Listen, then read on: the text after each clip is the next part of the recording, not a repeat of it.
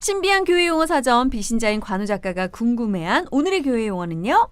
기복신앙입니다. 네. 제가 이 기복신앙을 제안했을 때 관우 작가의 말이 너무 재밌었어요. 기복신앙이 이게 업다운 기복이 있는 신앙이 기복신앙인 줄 알았대요. 조울증 신앙. 네. 기복신앙. 근데 그게 아니라 복을 바라는 신앙을 말하는 거라고 해서 충격을 받았다고 합니다. 기복신앙, 나의 복을 바라는 믿음. 이기적인 건가요? 잘못된 건가요, 목사님? 조금 나만의 복을 바라는 이라고 얘기하면 문제가 되겠죠. 그죠? 네. 사실은 기복신앙 그러면 뭐 한자잖아요. 그죠? 네. 그러니까 오해가 있던 기복이라는 그런 오해가 생길 수 있었던 건 한자를 그대로 이해를 못해서 나오는 거고 빌기, 복복자 그러니까 복을 빈다. 네. 사실 근데, 저도 지금까지 관우 작가처럼 이건 줄 알았어요. 진짜? 거짓말. 진짜로. 진짜로? 그래요? 네. 난 기복 있다 아니 할 때 너무 방송 살리려고 애쓸 아니 필요 없어. 누구라도 본인이 기복신앙이면서 그걸 그러니까, 몰랐다는 게 말이 돼요? 아 그래 나는 내 신앙이 기복이 심해서 기복이 심하다. 네. 하여튼 두 가지 뜻이 어떤 쪽으로든 그렇죠, 맞네요. 뭐. 권균 씨한테. 네. 대표적인 기복신앙 아닙니까? 권균 씨? 저 오늘도 새벽기도 갔다 온 사람이에요. 새벽 기도 가서 무슨 기도했어요? 나를 위해 기복이네. 기복이네요. 우리 가족을 위해 네. 이 나라를 위해. 네. 근데 새벽기도 가니까 근데 좀 달라져요. 이게 뭐가 있냐면 기도 시간이 좀 길거든요. 내 기도가 끝나잖아요. 그럼 주변 할게 사람 없으니까 기도를 하게 돼. 하게 돼요. 아니 정말 나라를 위한 기도까지 안 갈 수가 없어요. 안 갈 수가 없어요. 너무 길기 때문에 시간이. 생각보다 그 피아노 칠 때 저희 오늘 새벽기도 간 교회는 저희 교회가 3명 나와요. 저랑 권재관 집사 그 개그맨 권재관 선배랑 권재관 씨도 신앙 새벽님에 나와요? 김경아 선배랑 이렇게 셋이 드려요. 완전히 교인이 3명 있어요. 개그맨 교회네. 목사님이랑 해서 이제 4명이 드리는 거예요. 그러면 나가기가 좀 그래요. 그치. 먼저. 그렇지. 그래도 한 20명 되면 한 명 나가도 티가 안 나지만. 이렇게 좀 그래가지고 하다가 저 앞에 있는 경화 선배네 가족도 기도 좀 하고 OMG도 좀 기도 좀 하고 좀 하게 되더라고. 그렇지. 원래 내 기도만 하려고 그랬는데 이래서 새벽기도 가는구나라는 생각을 좀 오늘 좀 들었어요. 이 기복신앙이 유독 한국에서 이슈가 되는 이유는 그건 것 같아요. 우리 이제 전통적으로 물 떠놓고 빌고 정말 나무 아래서 빌고 정말 매 순간 우리 어머님들이나 이제 조상님들이 비셨잖아요. 그 복을 비는 그 풍습이 그대로 이어져 오다 보니까 어떤 대상이 우리 하나님으로 바뀐 이후에도 끊임없이 우리 가족과 나의 복을 비는. 근데 이제 이게 어떻게 보면은 당연한 것 같지만 하면서도 괜찮은 건가라는 의문을 가지게 돼요. 네, 맞습니다. 그러니까 사실은 복을 빈다는 건 성경에도 수많은 복들이 열거되어 있거든요. 하나님께서 우리에게 복 주시기를 원하잖아요. 그러니까 우리의 삶이 죽은 후에 영원히 사는 삶에만 그 축복이 있는 게 아니라 세상을 살면서도 뭐 대표적인 게 의인의 자녀들이 복을 받는다든지 심지어는 우리 한국 사람들이 되게 좋아하는 구절 중에 하나인데 의인은 땅을 차지하게 된다든지 근데 사실은 성경은 정말 그 축복으로 가득 차 있잖아요. 근데 문제는 뭐냐? 기복신앙과 그렇지 않은 그러니까 우리가 흔히 말하는 정상적이고 건전한 신앙의 차이는 그 궁극적인 목적이 어디 있느냐 하는 거죠. 그러니까 크게 말하면 이런 기준을 삼으면 될 것 같아요. 첫째, 그러니까 다른 사람들, 그러니까 하나님 혹은 이웃에 대한 사랑을 배제한 나만을 위한 복을 구하는 것. 그게 기복신앙의 기준이 될 수 있을 것 같고요. 또 하나는 이 땅 위에서의 복만을 구하는 것. 현세의 복만을 구하는 것. 사실 크게 보면 이 두 가지의 가이드라인에 의해서 그게 기복이냐 아니면 정상적인 기독교 신앙이냐라고 구분을 할 수가 있을 것 같아요. 그러니까는 궁극적인 어떤 신앙인의 어떤 최종 어떻게 목표라고 하면 그렇지만 우리가 원하는 거는 이제 하나님 곁에 가서 그 옆에서 행복하기를 바라는 건데. 이 생에서 누릴 것만 이야기하는 것이 하나의 가이드라인이 될 수 있다. 또 하나는 이제 주변의 다른 사람들을 기독교 신앙의 그 아름다운 부분 중에 하나가 이웃을 내 몸과 같이 사랑하라는 거잖아요. 그러니까 이제 그걸 설명할 때 대부분 이런 얘기를 하죠. 그러니까 내 몸을 먼저 사랑해야 내 몸처럼 이웃을 사랑할 줄 알게 되잖아요. 그러니까 하나님 사랑, 나 사랑, 그리고 이웃 사랑. 이게 하나가 무조건적인 헌신은 아닌 거예요. 그렇죠. 그러니까 사실은 어떻게 보면 우리가 막 기복신앙 얘기를 하지만 그 선을 넘나드는 것 같아요. 저도 개인적으로 볼 때.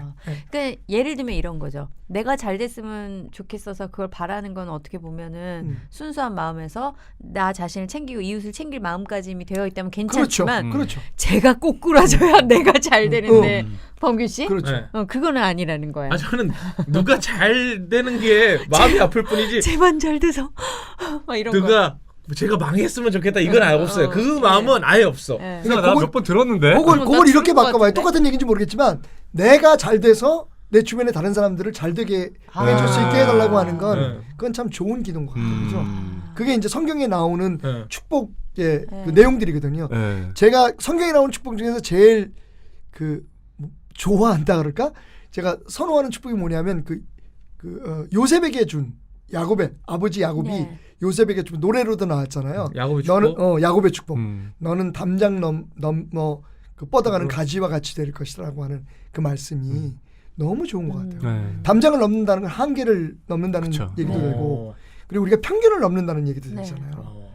그런데 넘어서 거기에 열매를 맺는다는 건 그러니까 내 바운더리 밖에 있는 다른 사람들에게 축복을 안겨준다는 의미가 되기 때문에 그게 아마 기독교적인 축복의 가장 핵심적인 내용이 아닐까라는 생각도 좀 해보는 거죠. 저는 이제 제 삶을 돌이켜보면 힘들었던 순간들이 저는 이 일에 있어서는 비교적 엄청난 축복을 많이 받았어요. 일복이 많다라고 하는데 근데 돈이 들어오잖아요. 그럼 정말 이제 가족 중이나 가까운 곳에서 쓸 일이 생겨요. 그러니까는 나가는 통로도 그게 축복이죠. 큰 거예요. 근데 예전에는 그게 너무 힘들었어요. 왜 나는 벌어서 남 줘야 되나? 이럴 거면 안 버는 게 낫지 않나?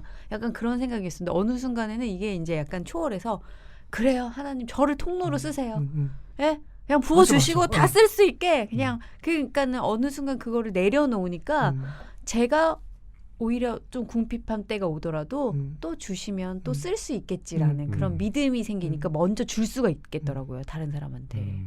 저희한테는 언제 오나요? 그 축복이. 네? 이미 하고 지금 있는데 이미 하고 못 있어요. 느낀다는 게 정말 아니 진짜 가슴이 범규 씨, 아프네요. 아니 저는 네. 범규 4대 씨도 보험이 안 됐어요 아직. 목사님 저희는 아직 4대 보험이 안 됐어요. 4대 보험이 밥 먹여주냐? 나는 평생 4대 보험 없이 살았어. 우리 4대 보험 밥은 안 돼도 병원은 갈 수 있잖아요.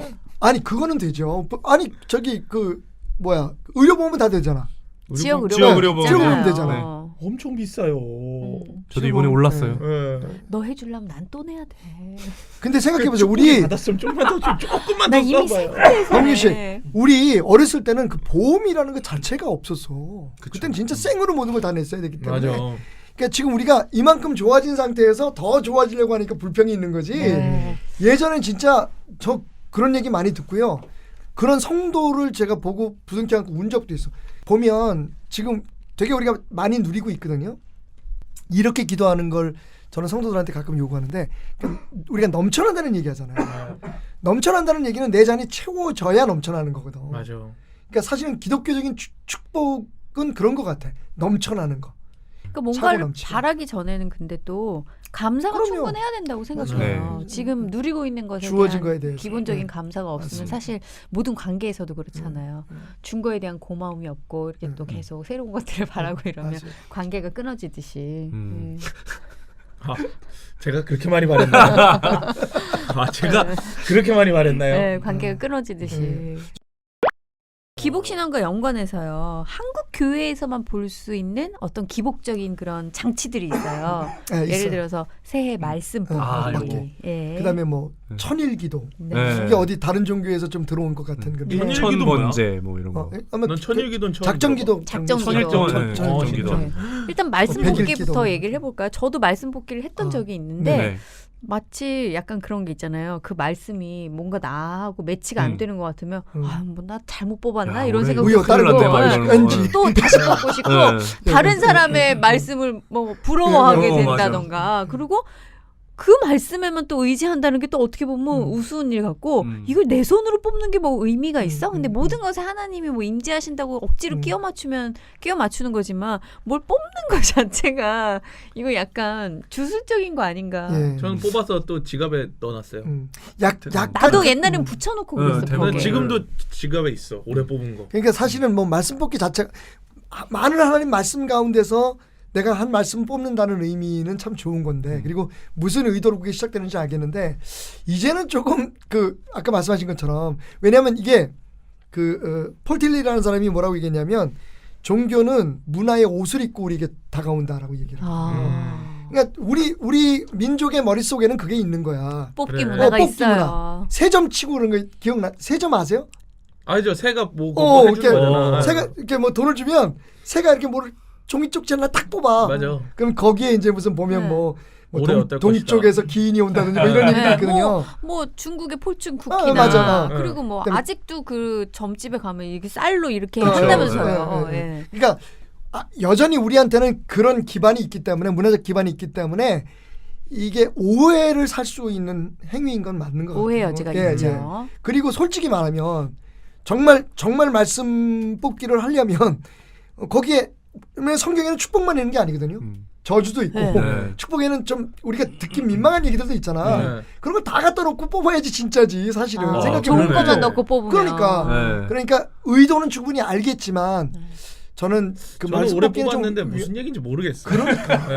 그러니까 하나님의 말씀이 우리에게 주어졌다고 하는 거에 대해서는 가치가 있는데 그래서 저는 오히려 말씀을 쭉 묵상하는 가운데 하나님이 내게 들려주실 그게 맞는 것 같아요. 옛날에 그런 것도 해봤다니까 성경 두꺼운데 이렇게 해갖고 그래, 딱 찍어서 딱 피는 거. 그때는 초이스가 있어. 내 마음에 안 들면 다시 할 수 있거든. 근데 이게 교회에서 이렇게 또 교인들이 얼마 안 되는 데는 한 사람씩 나와서 뽑고 읽더라고요. 와 그거 진짜. 그리고 먼저 뽑는 사람이 제일 좋은 거야. 그래. 풀이 다양하니까 앞에서 그 사람을 가져가면 기회가 없어. 아가서 이런 거 나오면 진짜 민망해지지. 네. 그리고 이런 거 있잖아요. 돌잡이 야. 오랜 풍습이어서 하잖아요. 근데 그거 신앙이면 하면 안 된다 이런 사람도 있고 거기다가 또 말씀을 갖다 놓는 사람들이 있어요. 그거 어떻게 해야 될까요? 사실은 이제 그게 이제 약간 아까 말씀드렸지만 문화적인 그런 문제가 있는 것 같아요. 그죠?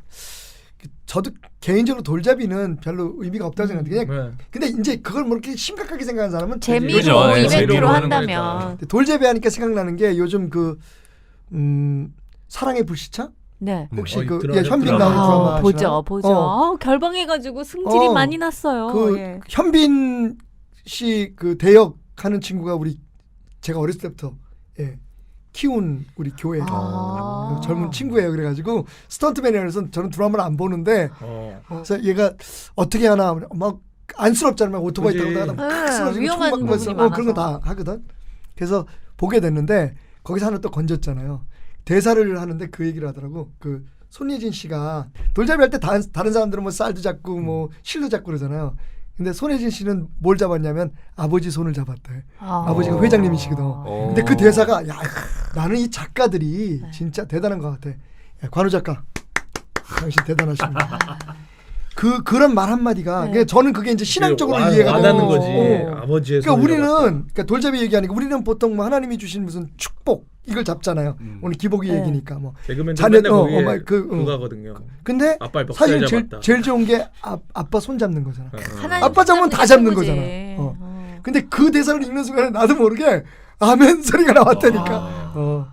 그래서 아까 돌잡이 얘기하시니까 사실 이 모든 것들이 우리가 하나님이 주신 선물에 관심을 쓰면 아버지가 섭섭하잖아요. 요즘 이제 손주를 키우다 보니까 제가 들어오면 손녀딸이 이제 올해 4살 됐거든요. 만 3살인데 달려 나와서 내 손부터 봐. 그리고 인사가 뭐 없나. 할아버지 오늘 뭐 사왔어? 이거거든. 근데 뭐 애니까 당연하지만 만약에 우리 어른들이 그랬다고 쳐보세요. 그럼 되게 얼마나 섭섭하죠. 이 정신이 있는 거야? 철이 들었어 안 들었어? 기복 인사지. 그게 맞아. 그게 기복인 거지. 진짜 영악한 애들은 그렇게 하지 않죠. 맞아. 할아버지하고 충분한 스킨십을 해준 다음에 할아버지 나 뭐 사줄 거야 이러면 지갑이 열린다는 걸 모르는 거죠. 할아버지랑 같이 마트를 가야 진짜 이기는 건데. 저희 아들이 그런 스킬이 너무 좋아요. 그래서 뻔한 술수에 넘어가서 자꾸 쿠팡을 엽니다 제가. 근데 해줄 수밖에 없잖아요. 우리는 해주고 싶잖아요, 그죠? 그러니까 아버지의 마음을 이해하면 사실 이 기복신앙 문제도 어떻게 풀어야 할지 우리에게 답이 있는 거였어요. 여러분 혹시 복을 구하시더라도 구체적인 그런 일상의 뭐 내가 이루고 싶은 사소한 그런 것들보다 아버지 손잡게 해달라고 기도를 아버지가 해보시면 원하는 어떨까요? 대로 되게 해달라고. 네. 자식이 안 되길 바라는 아버지는 없거든요. 없죠. 그쵸. 특히 하나님은 그러시죠. 네. 올해 저희에게 주어진 큰 틀의 기도 제목을 어떻게 보면 정할 수 있던 그런 코너가 아니었나 합니다. 네. 네.